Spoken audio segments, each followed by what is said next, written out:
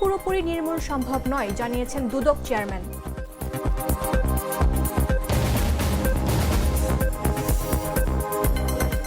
ঢাকায় হাসপাতালের পার্কিংয়ে প্রাইভেট কারে মিলল 2 মরদেহ।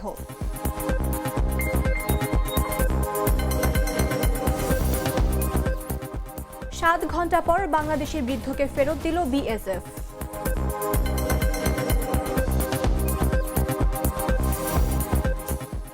ট্রাম্পের শুল্কের প্রতিবাদে মার্কিন পণ্য বয়কটের ডাক ভারতে।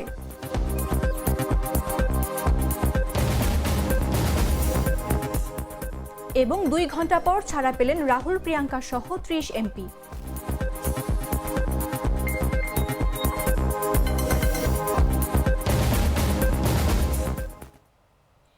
আমন্ত্রণ সন্ধ্যা 7টার নিউজে। আপনাদের সাথে রয়েছে আমি মামদোহা রাইসা। আমি তো মশলা বদলে ফেলেছি, এবার আপনিও বদলে ফেলুন। একবার প্রাণ গুঁড়া মশলা ব্যবহার করেই দেখুন। 3 দিনের রাষ্ট্রীয় সফরে মালয়েশিয়ার কুয়ালালামপুরে পৌঁছেছেন অন্তর্বর্তী সরকারের প্রধান উপদেষ্টা অধ্যাপক ডক্টর মোহাম্মদ ইউনুস। সোমবার স্থানীয় সময় সন্ধ্যা 7:50 বিমান বাংলাদেশ এয়ারলাইন্সের একটি ফ্লাইটে তিনি কুয়ালালামপুর পৌঁছান। প্রধান উপদেষ্টার উপপ্রেস সচিব আবুল কালাম আজাদ মজুমদার এ তথ্য নিশ্চিত করেন।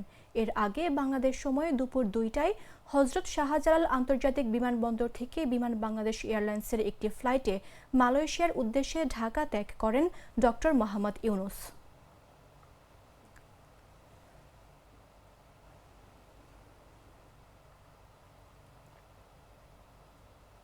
দুর্নীতি পুরোপুরি নির্মূল করা সম্ভব নয়, তবে কমিয়ে আনা সম্ভব বলে উল্লেখ করেছেন দুর্নীতি দমন কমিশনের চেয়ারম্যান ডক্টর মোহাম্মদ আব্দুল মোমেন।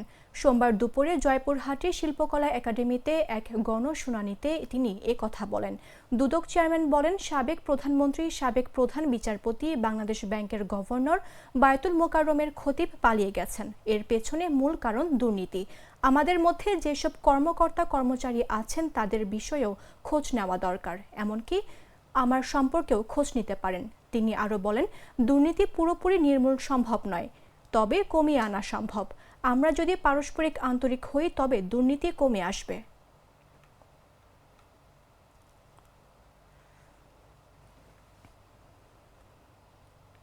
রাজধানীর পল্লবীতে পুলিশ হেফাজতে নির্যাতনে গাড়ি চালক ইশতিয়াক হোসেন জনি হত্যা মামলায় পল্লবী থানার তৎকালীন উপপরিদর্শক জাহিদুর রহমান ও এএসআই কামরুজ্জামানের যাবজ্জীবন কারাদণ্ড বহাল রেখেছেন হাইকোর্ট।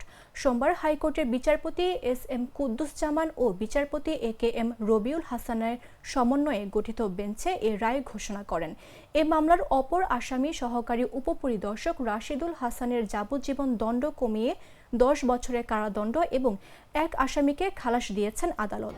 5 জন আসামিকে এই মামলায় সাজা দেওয়া হয়েছে, তার মধ্যে 3 জন আসামি আপিল করেছে, একজন আসামি সাজা ভোগ করে চলে গেছে, আর একজন পলাতক আছে কামরুজ্জামান মিন্টু।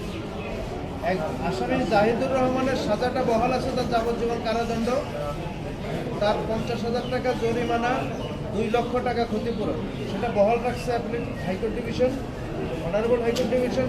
আরেকজন assistant sub inspector Rashidul Hasan, তাকে যাবজ্জীবন কারাদণ্ড পরিবর্তন করে তাকে 10 বছরের সশ্রম কারাদণ্ড, 50,000 টাকা জরিমানা এবং ভিকটিমদেরকে 25,000 টাকা ক্ষতিপূরণ দেওয়ার নির্দেশ দিয়েছে।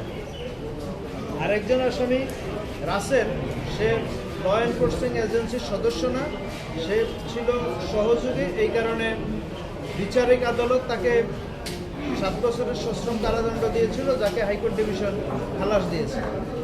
আমরা আশা করব এই মামলার রায়ের প্রেক্ষিতে ল এনফোর্সিং এজেন্সি এবং সরকারি কর্মকর্তা কর্মচারীরা গণপ্রতিনিধিত্ব আদেশ সংস্কারের একগুচ্ছ সুপারিশ চূড়ান্ত করতে মুলতবি বৈঠকে বসেছে নির্বাচন কমিশন। সোমবার নির্বাচন ভবনে প্রধান নির্বাচন কমিশনার এএমএম নাসির উদ্দিনের সভাপতিত্বে এ সভা শুরু হয়। এর আগে বৃহস্পতিবার 9ম কমিশন সভায় দিনভর আলোচনায় কয়েকটি বিষয়ে সিদ্ধান্ত হলেও আরপিও সংশোধন চূড়ান্ত হয়নি। নির্বাচনে না ভোট ফিরিয়ে আনা, সংসদ সদস্য প্রার্থী হওয়ার জন্য সর্বনিম্ন শিক্ষাগত যোগ্যতা স্নাতক পাস, একজন প্রার্থী সর্বোচ্চ 2টির বেশি আসনের প্রার্থী না হওয়া, আন্তর্জাতিক অপরাধ ট্রাইব্যুনালের অধীনে কোনো অপরাধ সাব্যস্ত হলে তিনি প্রার্থী হওয়ার অযোগ্য হবেন। খসড়ায় এমন প্রস্তাব করেছে ইসি।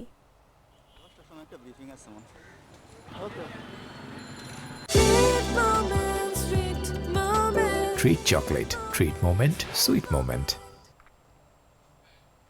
রাজধানীর মৌচাকে একটি বেসরকারি মেডিকেল কলেজ হাসপাতালের পার্কিংয়ে প্রাইভেট কারের ভেতরে দুজনের মরদেহ পাওয়া গেছে। সোমবার বিকেলে রমনা থানার ভারপ্রাপ্ত কর্মকর্তা গোলাম ফারুক এ তথ্য নিশ্চিত করেন। তিনি বলেন, মৌচাকে একটি বেসরকারি মেডিকেল কলেজ হাসপাতালের পার্কিংয়ে প্রাইভেট কারের ভেতরে দুজনের মরদেহ পাওয়া গেছে। আমরা ঘটনাস্থলে আছি, এখনই বিস্তারিত কিছু বলা যাচ্ছে না। খোঁজ নিয়ে জানা গেছে, মৌচাকের সিরাজুল ইসলাম মেডিকেল কলেজ হাসপাতালের পার্কিংয়ে প্রাইভেট কারের ভেতরে দুজনের মরদেহ পাওয়া গেছে। মরদেহ দুটি নারী নাকি পুরুষ এখনও জানা যায়নি।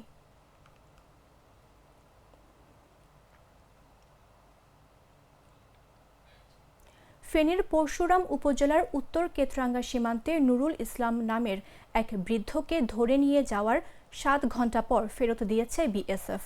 সোমবার বিকেল 4:30টার দিকে দ্বিপাক্ষিক পতাকা বৈঠকের মাধ্যমে তাকে ফেরত দেওয়া হয়। এ সময় বিজিবি ও বিএসএফ এর কোম্পানি কমান্ডার উপস্থিত ছিলেন। এর আগে সকাল 9টার দিকে উপজেলার বক্স মাহমুদ ইউনিয়নের সীমান্তের 2174 নম্বর পিলার সংলগ্ন এলাকা থেকে নুরুল ইসলাম নামের ওই বৃদ্ধকে ধরে নিয়ে যায় বিএসএফ। বিজিবি ও স্থানীয় সূত্র জানায়, নুরুল ইসলাম সীমান্ত এলাকায় গেলে বাংলাদেশের অভ্যন্তরে ঢুকে তাকে ধরে নিয়ে যায় বিএসএফ। প্রাথমিকভাবে জানা গেছে, ওই ব্যক্তির 2 হাতে প্রতিবন্ধকতা রয়েছে। তিনি গ্রামে থেকে শাকসবজি কিনে বাজারে নিয়ে বিক্রি করেন। বিজিবি ফেনী ব্যাটালিয়নের অধিনায়ক লেফটেন্যান্ট কর্নেল মোহাম্মদ মুশাররফ হোসেন ঘটনার সত্যতা নিশ্চিত করেছেন।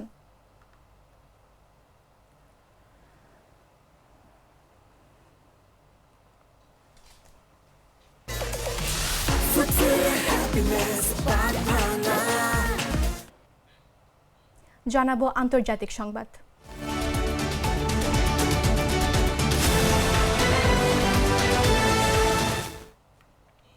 ম্যাকডোনাল্ডস, কোকা-কোলা থেকে শুরু করে অ্যামাজন, অ্যাপলের মতো যুক্তরাষ্ট্রভিত্তিক বহুজাতিক কোম্পানিগুলোর বয়কটের মুখে পড়েছে ভারতে।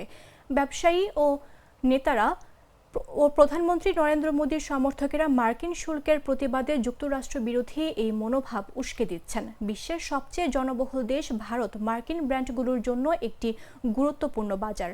ক্রমবর্ধমান সচ্ছল ক্রেতাদের লক্ষ্য করে এরা দ্রুত ব্যবসা বাড়িয়েছে। যেমন মেটার হোয়াটসঅ্যাপ ব্যবহারকারীর দিক থেকে ভারতের অবস্থান শীর্ষে। ডোমিনোজের রেস্তোরাঁ ভারতে অন্য যে কোনো ব্র্যান্ডের চেয়ে বেশি। পেপসি ও কোকা-কোলার মতো পানীয় দোকানের তাক জুড়ে। আবার নতুন অ্যাপল স্টোর বা ডিসকাউন্ট দেওয়া স্টারবাকস ক্যাফে খুললেই লাইন ধরে মানুষের। যদিও বয়কটের ডাকে বিক্রি কমে যাওয়ার কোনো তাৎক্ষণিক লক্ষণ নেই, তবু ডোনাল্ড ট্রাম্প ভারতের পণ্যের ওপর 50% শুল্ক আরোপের পর সামাজিক যোগাযোগ মাধ্যমে ও বাইরে দেশীয় পণ্য কেনা এবং মার্কিন ব্র্যান্ড বর্জনের ডাক জোরদার হচ্ছে। এতে রপ্তানিকারকরা ক্ষতিগ্রস্ত হচ্ছেন এবং দিল্লি ওয়াশিংটনের সম্পর্কও চাপে পড়েছে।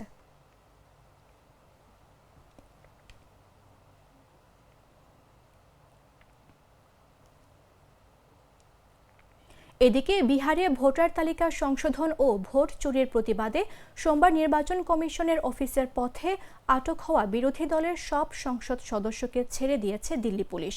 আটক করার পর প্রায় 2 ঘণ্টা পর ছাড়া পান তারা। পুলিশ সূত্রে জানা গেছে, কংগ্রেস নেতা রাহুল গান্ধী ও প্রিয়াঙ্কা গান্ধী ভদ্র, শিবসেনা নেতা সঞ্জয় রাউত এবং তৃণমূল কংগ্রেসের সদস্য সাগরিকা ঘোষ সহ 30 জনের বেশি এমপিকে আটক করে পার্লামেন্ট স্ট্রিট থানায় নিয়ে যাওয়া হয়েছিল।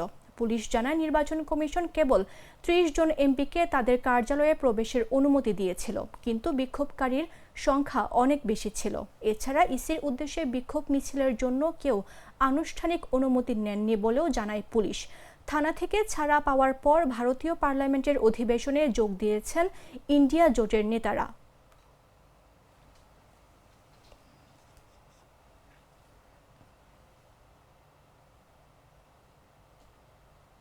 সংবাদ শেষ করার পূর্বে শিরোনামগুলো জানিয়ে দিচ্ছে আরও একবার। দুর্নীতি পুরোপুরি নির্মূল সম্ভব নয়, জানিয়েছেন দুদক চেয়ারম্যান।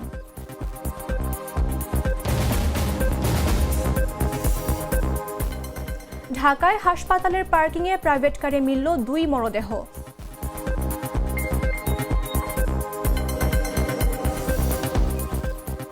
7 ঘন্টা পর বাংলাদেশি বৃদ্ধকে ফেরত দিল বিএসএফ।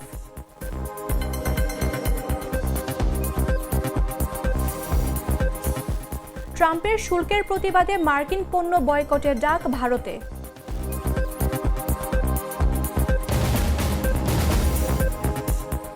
এবং 2 ঘন্টা পর ছাড়া পেলেন রাহুল প্রিয়াঙ্কা সহ 30 এমপি।